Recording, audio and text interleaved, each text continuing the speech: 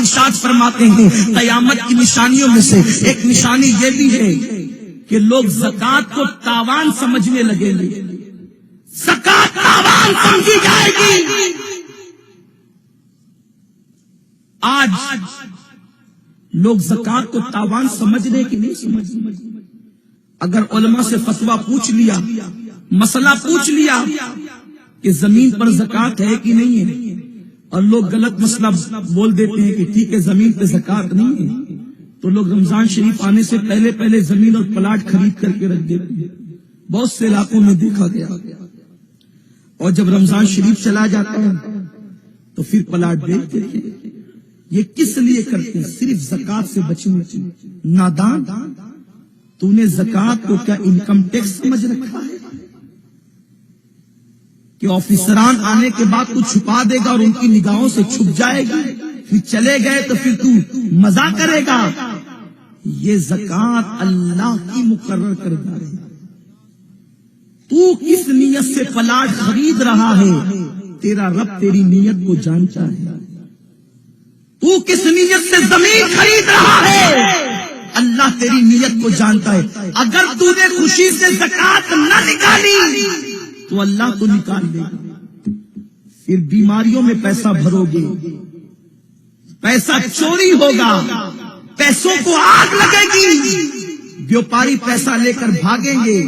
میرے آقا نے اسی لیے تو فرمایا زکات دو اور اپنے مال کو اللہ کے قلعے میں محفوظ کر لو.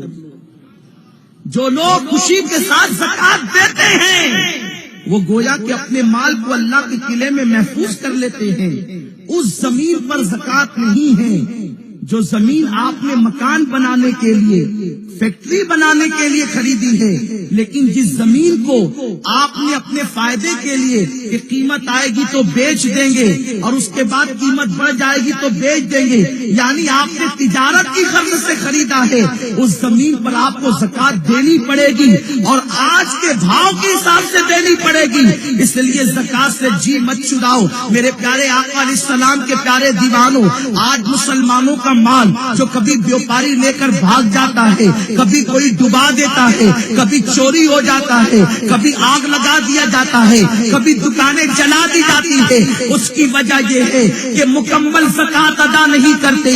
جو لوگ مکمل زکات ادا کر لیتے ہیں آقا علیہ السلام نے خود ضمانت عطا فرمائی، جو زکات مکمل طور پہ دیں گے ان کے مال کو آگ نہیں لگائی جا سکتی، ان کا مال چوری نہیں کیا جا سکتا، ان کا مال پانی میں تلف نہیں ہو سکتا، ان کا مال جو ہے وہ کوئی لے کر کے گبن نہیں کر سکتا. آج قوم مسلم کا مال جو مارکیٹ میں ضائع ہو رہا ہے وہ زکات نہ دینے کی وجہ سے. اس لیے پوری زکات نکال دیا کرو اور مکمل دیانت داری کے ساتھ نکالا کرو. ارے تھوڑی سی زیادہ نکال دیا کرو، کیونکہ نادانو مجھے بتاؤ تو صحیح، تمہیں زکات دینے والا بنایا کس نے؟ اگر اللہ زکات دینے والا نہ بناتا اور کسی سیٹ کے گھر پر بھیک مانگنے والا بناتا تو تم کیا کر لیتے؟ لیکن زکات دو تو صحیح. ایک مرتبہ ایک بہت بڑے کاروباری سے میری ملاقات ہوئی تو ان سے گفتگو ہوئی. میں نے ان سے کہا، انہوں نے پریشانی کہا کہ میری یہ پریشانی ہے اور لوگوں کی طرف پیسے باقی دیتے نہیں، کوئی تعویذ دیجیے. میں نے کہا کہ شاید آپ زکات صحیح طور پہ ادا نہیں کرتے. کہا نہیں میں تو کچھ زیادہ نکالتا ہوں. میں نے کہا میں نے یہ کب کہا کہ آپ نہیں نکالتے، صحیح طور پہ ادا نہیں کرتے. یہ زکات صحیح طور پہ ادا کرنا بھی ایک مسئلہ ہے. کچھ لوگ ہیں کہ زکات نکال دیتے ہیں لیکن صحیح طور پہ نہیں نکالتے. 50,000 نکلتی ہے تو 75 نکال دیتے ہیں لیکن صحیح طور پر ادا نہیں کرتے. صحیح طور پہ ادا کرنے کا مطلب یہ ہے کہ زکات حقداروں کو دی جائے، ورنہ حال یہ ہوتا ہے کہ کچھ لوگ سیکیاں ہوتے ہیں، مصروفیت بہت ہوتی ہے، سوچتے ہیں کہ اب بھائی جلدی سے نکالنا ہے تو جلدی سے نکال کے چھٹی پاؤ. پھر خدا جانے کہاں کہاں کے سفیر آتے ہیں اور آپ ان کو بغیر تحقیق کے زکات پکڑا دیتے ہیں. آپ نے غیر ذمہ دار کے ہاتھ میں زکات دی، غیر حقدار کے ہاتھ میں زکات دی، آپ کی زکات ادا نہیں ہوگی. کیا آپ نے علماء سے نہیں سنا کہ یمن سے ایک صاحب چلے زکات کی رقم لے کر اور مدینہ منورہ تک آئے. کیوں آئے؟ یمن میں جو ملا تھا اس کو دے دیتے، لیکن صحابہ جو ملا اس کو نہیں دیتے، زکات کا مستحق تلاش کر کے اس کو زکات دیتے. مستحقین تک زکات پہنچاؤ. زکات کی صحیح ادائیگی کے لیے یہ بھی تمہاری ذمہ داری ہے کہ اگر تمہیں مستحق نہ ملتا ہو تو تم ڈھونڈ ڈھونڈ کر کے زکات دو. بلکہ یہاں تک وہ صحابی یمن سے لے کر مدینہ منورہ تک صرف غریب انسان ڈھونڈتے ڈھونڈتے آ گئے. انہیں کوئی زکات کا مستحق نظر نہیں آیا تو انہوں نے غیر ذمہ دارانہ کام نہیں کیا بلکہ مستحق کو تلاش کیا. لیکن ہم تو مستحقین کو تلاش بھی نہیں کرتے. زکات مانگنے والا آیا ہے، اللہ اکبر، ہاتھ میں راڈو گھڑی ہے، بہترین نوکیا کا موبائل ہے، اور وہ کہتا ہے میں غریب ہوں، تو ہم اپنا پیچھا چھڑانے کے لیے اس کے ہاتھ میں زکات رکھ دیتے ہیں. میرے پیارے آقا علیہ السلام کے پیارے دیوانوں، صدقہ نافلہ، نفل صدقہ آپ جس کو چاہیں دے دیں. سیدنا فاروق اعظم کہتے ہیں اگر کوئی عربی گھوڑے پر بیٹھ کر آئے اور چاندی کی جو ہے وہ زین لگا کر گھوڑے پر آئے اور مجھ سے نفل صدقہ مانگے تو بھی میں اس کو دے دوں گا، لیکن زکات تو اسی کو دی جائے گی جو مستحق ہوگا. غیر مستحق کو زکات دو گے تو زکات ادا نہیں ہوگی. اس پر گفتگو بھی تو کہا یار بہت کوشش کرتے. میں نے کہا پھر اللہ خیر فرمائے، جیسا مال ہوتا ہے ویسی جگہ جاتا ہے. جھوٹ بول کے کماتے ہو تو لوگ لوٹ لے جاتے ہیں. وہ کہتے ہیں کہ ہمارا مدرسہ وہ فلاں علاقے میں ہے، پتا چلا وہاں جا کر کے دیکھو تو کوئی مدرسے کی بنیاد ہی نہیں.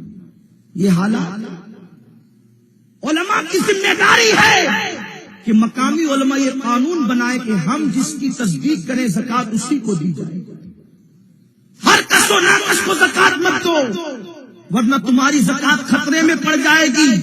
ایک مرتبہ ایک شخص آیا حضرت محبوب الہی نظام الدین اولیاء کی بارگاہ میں اور کہنے لگا حضور میں نے زکات نکالی، چاہتا ہوں کہ آپ اپنے مبارک ہاتھوں سے کسی کو دے دیں. آپ کے ہاتھ سے دوں گا تو قبول ہوگی، بڑی برکت ہوگی. محبوب الہی نے زکات ہاتھ میں نہیں لی، فرمایا خانقاہ کے باہر جاؤ، جو بندہ سب سے پہلے نظر آئے اس کو دے دو. وہ دیکھا تو ایک محبوب الہی کے بڑے سیدھے سادے صوفی صفت مرید تھے اور واقعی وہ غریب بھی تھے، ان کے ہاتھ میں دے دیا. بڑی خوشی خوشی آئی کہ میری زکات صحیح جگہ گئی. پھر دوسرے مرید نے دیکھا، اس نے کہا حضور میری بھی زکات لے لیجئے اور آپ کسی اچھے بندے کو دے دیجئے. آپ نے فرمایا تو بھی باہر جا، جو پہلا نظر آیا اس کو دے دینا. تو دیکھا کہ ایک بندہ تھا جو شراب کے نشے میں ڈولتا ہوا آ رہا تھا، لیکن پیر کا حکم تھا، دے تو دیا لیکن دل میں ایک کلک تھا کہ میرے پیسے سے یہ شراب پیے گا، عیاشیاں کرے گا، خدا جانے کیا کیا کرے گا. آیا ہاتھ جوڑ کے کہتا حضور اس کی زکات اتنے اچھے بندے تک پہنچی اور میری زکات عیاش تک پہنچی، آخر وجہ کیا ہے؟ محبوب الہی نے فرمایا قصور میرا نہیں قصور تیرا ہے، جیسا کمایا تھا ویسے کے پاس پہنچ گیا.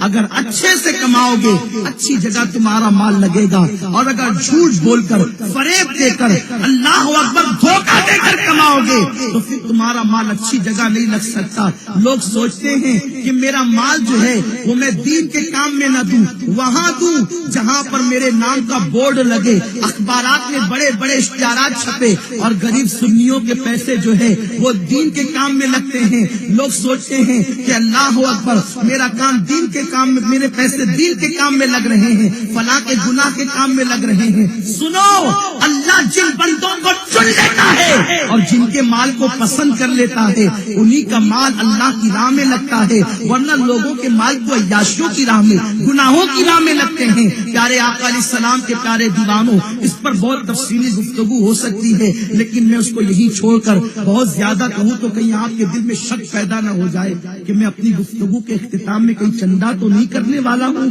جس کی وجہ سے میں تمہید باندھ رہا ہوں. لیکن میں چندہ کرنے کے لیے نہیں آیا ہوں، میں آپ کی صلاح کے لیے آیا ہوں.